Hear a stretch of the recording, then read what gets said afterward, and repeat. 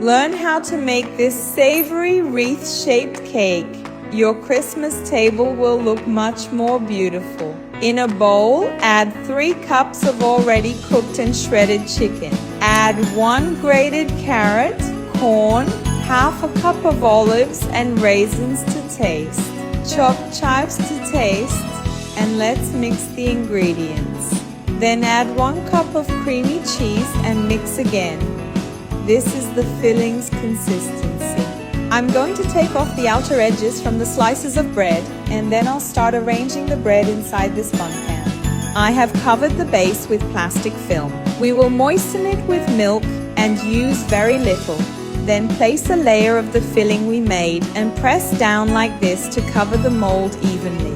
Then another layer of bread, moisten with milk again, and we will put the rest of our filling. After setting the filling in the mold, cover it with 1 more bread layer, moisten with milk, and we can close it.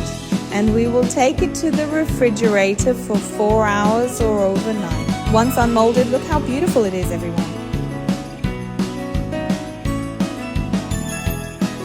Now just cover it with mayonnaise or cream cheese. After covering, I will decorate just the top part with mayonnaise. And then we will decorate the side with potato sticks, straw.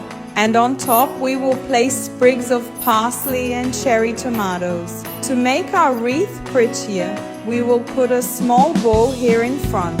And it's ready, everyone, to serve on your table. It will be a big success, besides being delicious, of course.